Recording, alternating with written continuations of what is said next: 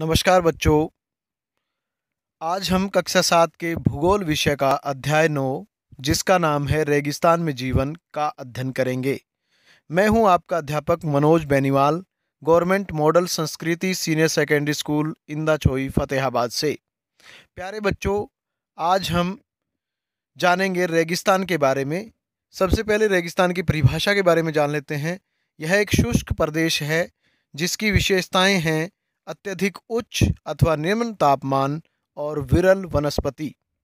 प्यारे बच्चों, सबसे पहले हम एक गर्म रेगिस्तान सहारा मरुस्थल के बारे में जानेंगे। बच्चों, आपको दिख रहा है विश्व का मानचित्र, और विश्व के इस मानचित्र में आपको दिखाई दे रहा होगा ये वाला हिस्सा। इस हिस्से में यानी ये जो अफ्रीका का उत्तरी हिस्सा है, यहाँ पर फैला हुआ है विश्व का सबसे बड़ा रेगिस्तान जिसका नाम है सहारा मरुस्थल। सहारा मरुस्थल विश्व के कई देशों में फैला हुआ है। यह मरुस्थल यहाँ पर आप देख सकते हैं, ये जो हिस्सा है ये लाल सागर है, और लाल सागर के पश्चिम का ये हिस्सा कई देशों में विस्तृत यह मरुस्थल विश्व का सबसे बड़ा मरुस्थल सहारा मरुस्थल है। प्यारे बच्चों, अब हम जान लेते हैं कि सहारा मरुस्थल किन किन देशों में फैला हुआ है। प्यारे बच्चों, सहारा मरुस्थल मोरितानिया, माली, नाइजर, चाड, सूडान, इजिप्ट यानी मिस्र, लीबिया, अल्जीरिया, ट्यूनीशिया, ये ट्यूनीशिया देश की सीमा थोड़ी सी लग रही दिख रही है आपको, और पश्चिमी सहारा, इन देशों में फैला हुआ मरुस्थल है। विभिन्न देशों में फैला होने के कारण यहाँ की जो संस्कृति है उसमें, प्राणी जात में, जलवायु में बहुत विभिन्नता पाई जाती है। प्यारे बच्चों, यह मरुस्थल दुनिया का सबसे बड़ा मरुस्थल है और एक गर्म मरुस्थल है। इसका क्षेत्रफल लगभग 8.5254 लाख वर्ग किलोमीटर है। बच्चों, क्या आप बता सकते हैं कि भारत का क्षेत्रफल कितना है? बच्चों, भारत का क्षेत्रफल है 3.2 लाख। बच्चों, अब हम जान लेते हैं कि यहाँ के लोग कैसे हैं और वो किस तरह से अपना जीवन निर्वाह करते हैं। प्यारे बच्चों, यहाँ के लोग कठोर जलवायु में भी बहुत खुशी खुशी से रहते हैं, क्योंकि यहाँ की जो जलवायु है बहुत ही कष्टकारी है, और यहाँ विभिन्न समुदायों के लोग रहते हैं जो बहुत सारे क्रियाकलापों में भाग लेते हैं। इनमें बेदुइन व तुआरेग भी शामिल हैं। चलवासी जनजाति वाले ये लोग बकरी, भेड़, ऊंट एवं घोड़े जैसे पशुधन को भी पालते हैं। इन पशुओं से इन लोगों को दूध मिलता है। इनकी खाल से ये पेटी, जूते, पानी और पानी की बोतल बनाने के लिए चमड़ा प्राप्त करते हैं, तथा पशुओं के बालों का उपयोग चटाई, कालीन, कपड़े एवं कंबल बनाने के लिए होता है। धूल भरी आंधियाँ और गर्म वायु से बचने के लिए ये लोग भारी वस्त्र पहनते हैं। बच्चों, यहाँ का जीवन बहुत कठोर है, क्योंकि जलवायु विषम है, वनस्पति विरल है और संसाधनों की कमी यहाँ पर पाई जाती है। तो विश्व के इस हिस्से में संसार के सबसे गरीब देशों का पाया जाना भी आम बात है। यहाँ पर तस्वीर में आप देख सकते हैं, एक बच्चा है जो घास फूस से बनी हुई झोपड़ी के ऊपर बैठा हुआ है। अब हम जान लेते हैं यहाँ की वनस्पति के बारे में।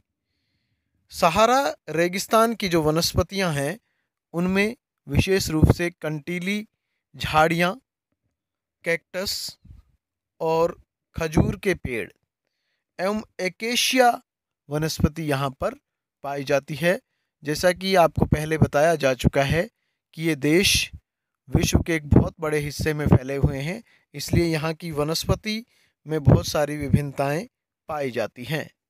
यहाँ आप देख सकते हैं झाड़ियों के बीच में एक ऊंट खड़ा हुआ है, और ऊंट यहाँ का मुख्य जीव है, मुख्य जंतु है, क्योंकि ऊंट में ऐसी विशेषताएं पाई जाती है जो इसे मरुस्थल का सबसे अनुकूल प्राणी बना देते हैं। प्यारे बच्चों, ऊंट को मरुस्थल का जहाज भी कहा जाता है। ऐसा इसलिए है क्योंकि ऊंट बिना पानी पिए कई दिनों तक रह सकता है और पानी की मरुस्थल में कमी होती है, यह आपको बताया जा चुका है। ऊंट एक ऐसा प्राणी है जिसके पैर गद्देदार होते हैं, पैर का निचला हिस्सा गद्देदार होता है, जिसके कारण यह आसानी से रेत पर चल सकता है।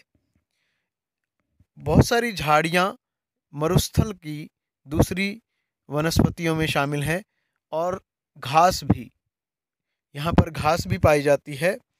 और घास एक विशेष प्रकार की घास होती है जो गर्मियों में सूख जाती है। जैसा कि आप चित्र में देख सकते हैं, बड़ी बड़ी घास और कंटीली झाड़ियाँ इन मरुस्थलों की वनस्पतियों में मुख्य रूप से पाई जाती हैं। गर्म जलवायु में यह मरुस्थल, आप देख सकते हैं, मिट्टी जो है वो दिख रही है आपको, लाल रंग की मिट्टी है और बलुई मिट्टी यहाँ पाई जाती है। लेकिन यह नहीं है कि इन मरुस्थलों में केवल बलुई मिट्टी ही पाई जाती है। कहीं कहीं पर आपको पानी जहाँ पर उपलब्ध है, जैसा कि आप सभी जानते हैं कि विश्व के मानचित्र को जब हम ध्यान से देखते हैं तो नील नदी इस मरुस्थल के बीच में से बहती है। तो यहाँ पर मरु उद्यानों का विकास हुआ है। देख सकते हैं आप, खजूर के पेड़ भी यहाँ पर पाए जाते हैं। रेगिस्तान के बीच में पानी वाले स्थानों पर, नमी युक्त स्थानों पर खजूर जैसे पेड़ों का उगना आम बात है और इन्हें कहा जाता है मरु उद्यान। इन मरु उद्यानों में मनोरम दृश्यों का निर्माण होता है और यहाँ पर आप देख सकते हैं कि केक्टस और कंटीली झाड़ियाँ यहाँ की वनस्पति में मुख्य रूप से पाई जाती हैं। अब हम जान लेते हैं यहाँ के जीव जंतुओं के बारे में। प्यारे बच्चों, ऊंट, जैसा कि मैंने आपको बताया कि ऊंट यहाँ के जीवन शैली का एक हिस्सा है। इसे मरुस्थल का जहाज भी कहा जाता है। इसमें ऐसी विशेषताएं पाई जाती हैं जो इसे मरुस्थल का अनुकूलतम प्राणी बना देती हैं। प्यारे बच्चों, ऊंट के इन्हीं विशेषताओं के कारण आप देख सकते हैं पर्यटक यहाँ पर बहुत आते हैं और पर्यटकों के लिए ऊंट की सवारी करना भी यहाँ आम बात होती है। बहुत सारे पर्यटक इन ऊँटों की सवारी करते हैं और यहाँ के स्थानीय लोगों को कुछ पैसा प्राप्त हो जाता है जिससे वो अपना जीवन निर्वाह करते हैं। प्यारे बच्चों, इन जीवों के अतिरिक्त यहाँ पर लक्कड़बग्घा, सियार, लोमड़ी, बिच्छू, सांपों आदि की बहुत सारी प्रजातियाँ यहाँ पर पाई जाती हैं। यहाँ पर आप देख सकते हैं बिच्छू यहाँ का, क्योंकि मरुस्थली भाग में यह आसानी से रह सकता है। विभिन्न प्रकार की छिपकलियाँ भी यहाँ पर पाई जाती है। यहाँ आप देख सकते हैं एक गिरगिट जो कि मरुस्थल में आसानी से रह लेता है और यहाँ अपने आप को बचाए हुए है, अपने अस्तित्व को बचाए हुए है। प्यारे बच्चों, कहा जाता है, वैज्ञानिक जो अंदाज़ा लगाते हैं सहारा की गुफाओं से प्राप्त जो चित्र हैं उनसे पता लगता है कि यहाँ पहले मगरमच्छ और हाथी, शेर, जिराफ जैसे जानवर पाए जाते थे। यहाँ पर तो मछलियों के कंकाल भी मिले हैं। तो आप क्या अंदाज़ा लगा सकते हैं, हो सकता है कि प्राचीन समय में यहाँ पर कोई समुद्र हो। बात कर लेते हैं सहारा की जलवायु की। सहारा की जलवायु जो है वो बहुत ही विषम है, बहुत ही कठोर है। अत्यधिक गर्म और शुष्क जलवायु वाला यह क्षेत्र है। यहाँ की वर्षा ऋतु अल्पकाल के लिए होती है। यहाँ आकाश बादल रहित एवं निर्मल होता है। यहाँ नमी संचय होने की अपेक्षा तेजी से वाष्पित हो जाती है। दिन अविश्वसनीय रूप से गर्म होते हैं। दिन के समय तापमान 50 डिग्री सेल्सियस से ऊपर पहुंच जाता है, जिससे रेत एवं नग्न चट्टानें अत्यधिक गर्म हो जाती हैं। इनके ताप का विकिरण होने से चारों तरफ सब कुछ गर्म हो जाता है। रातें अत्यधिक ठंडी होती हैं तथा तापमान गिरकर हिमांक बिंदु यानी लगभग 0 डिग्री सेल्सियस तक पहुंच जाता है ना विचित्र बात। प्यारे बच्चों, क्या आप जानते हैं सहारा के अल अजीजिया क्षेत्र में जो त्रिपोली लीबिया के दक्षिण भाग में स्थित है, यहाँ का सबसे अधिक तापमान 1922 में 57.7 डिग्री सेल्सियस दर्ज किया गया था। प्यारे बच्चों, एक और रेगिस्तान। प्यारे बच्चों, अब हम बात करेंगे विश्व के ठंडे रेगिस्तान लद्दाख के बारे में, जो हमारे देश भारत में ही स्थित है। जम्मू एवं कश्मीर के पूर्व में वृहत हिमालय में स्थित लद्दाख एक ठंडा रेगिस्तान है। इसके उत्तर में कराकोरम पर्वत श्रेणियां और दक्षिण में जास्कर पर्वत स्थित है। लद्दाख से होकर अनेक नदियां भी बहती हैं, जिनमें सिंधु नदी प्रमुख है। ये नदियां गहरी घाटियों एवं महाखड्ड यानी गोर्ज का निर्माण करती हैं। लद्दाख में अनेक हिमानियां हैं, जैसे ग्रेंगरी हिमानी। हिमानी बर्फ की नदी को कहा जाता है। लद्दाख की ऊंचाई कारगिल में लगभग 3000 मीटर से लेकर कराकोरम में 8000 मीटर से भी अधिक पाई जाती हैं। अधिक ऊंचाई के कारण यहाँ की जलवायु अत्यधिक शीतल एवं शुष्क होती है। इस ऊंचाई पर वायु परत बहुत पतली होती है, जिससे सूर्य की गर्मी की अत्यधिक तीव्रता महसूस होती है। प्यारे बच्चों, ग्रीष्म ऋतु में दिन का तापमान 0 डिग्री सेल्सियस से कुछ ही अधिक होता है एवं रात में तो तापमान 0 से -30 डिग्री सेल्सियस से नीचे चला जाता है। शीत ऋतु में यह बर्फीला मैदान ठंडा हो जाता है। तापमान लगभग हर समय -40 डिग्री सेल्सियस से नीचे ही रहता है, क्योंकि यह हिमालय के वृष्टि छाया क्षेत्र में स्थित है। अतः यहाँ पर वर्षा बहुत कम होती है। बादल बिना बरसे ही यहाँ से निकल जाते हैं।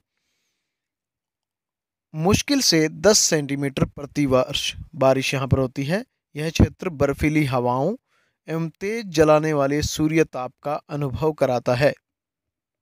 यह जानकर आपको आश्चर्य होगा कि यदि आप सूर्य की धूप में इस तरह बैठें कि पैर छाया में हो, तो आप एक साथ एक समय पर ही उष्माघात और तुषार उपघात से ग्रसित हो जाएंगे। क्या आप जानते हैं लद्दाख को खा पा चान भी कहते हैं, जिसका अर्थ होता है हिम भूमि। प्यारे बच्चों, यहाँ पर बौद्ध मठों की संख्या बहुत ज़्यादा है, क्योंकि यहाँ बौद्ध धर्म को मानने वाले लोग बहुतायत में रहते हैं। बच्चों, यहाँ के लोगों की बात कर लेते हैं। यहाँ के लोग या तो मुसलमान हैं या बौद्ध हैं। वास्तव में लद्दाख के क्षेत्र में अनेक बौद्ध मठ अपने परंपरागत गोपा के साथ स्थित है।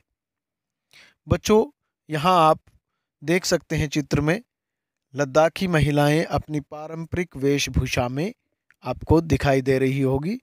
यहाँ के लोग बहुत ही खुश मिजाज, मेहनतकश हैं और अपनी संस्कृति को परोसे हुए हैं। यहाँ आप छोटे बच्चों को देख सकते हैं पारंपरिक वेशभूषा में।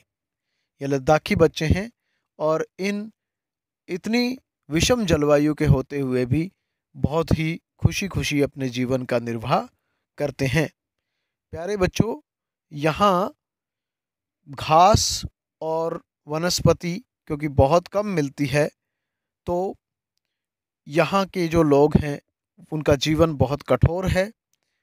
इतनी अत्यधिक सर्दी और इतनी गर्मी के बावजूद ये लोग अपने आप को वातावरण के अनुसार इन्होंने ढाल लिया है। यहाँ पर कुछ महिलाएं दिखाई दे रही है आपको, जो बहुत ही मेहनत के साथ ऊनी वस्त्र बनाती हैं भेड़ और बकरी के बालों का प्रयोग करके। यहाँ पर एक मुख्य पशु है याक। याक का दूध पनीर एवं मक्खन बनाने के लिए भी किया जाता है। अब हम जान लेते हैं लद्दाख के जीव जंतुओं व वनस्पति के बारे में। प्यारे बच्चों, यहाँ जैसा कि पहले ही बताया जा चुका है कि शुष्कता बहुत ज़्यादा है, क्योंकि बारिश बहुत कम होती है। उच्च शुष्कता के कारण यहाँ वनस्पति जो है वो विरल है।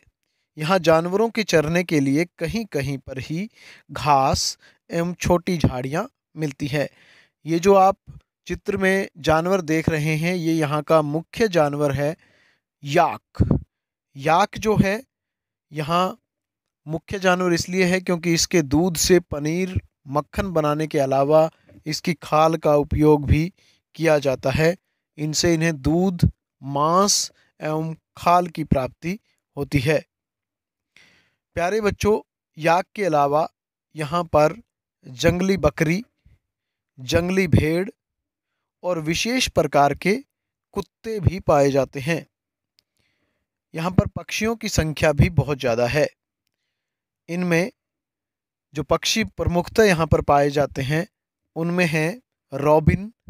रॉबिन नाम की एक चिड़िया यहाँ पर पाई जाती है। मुख्य रूप से लद्दाख में यह मिलती है। हिमालय का यह क्षेत्र वनस्पति जात में बहुत समृद्ध है।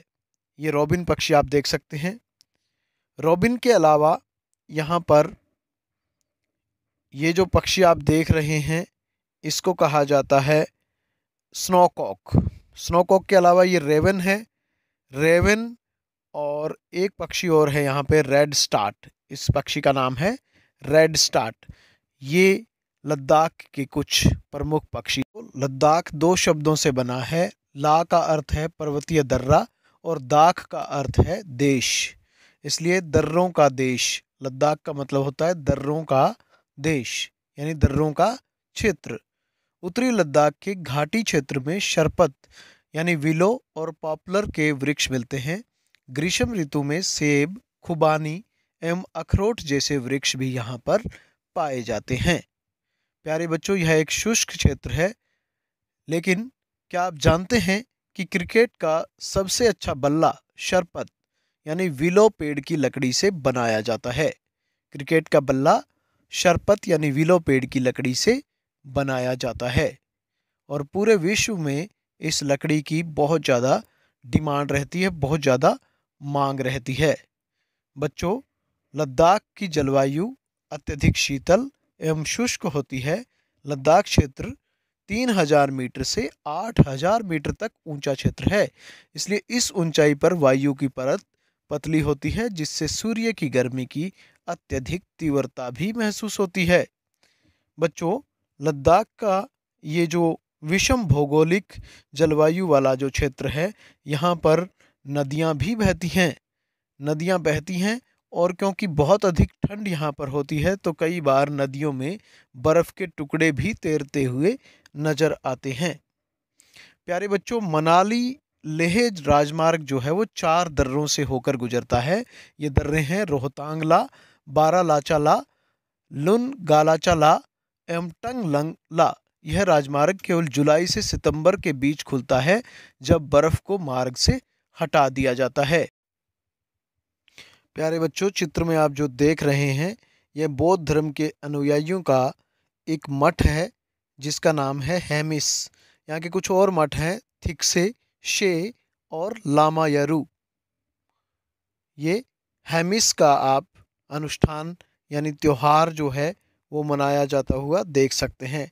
पारंपरिक वेशभूषा में लद्दाखी लोग बनाते हैं और यह चित्र गोंपा का चित्र है। गोंपा यहाँ का जो गोंपा है वो बौद्ध मठ है, यानी बौद्ध मठ।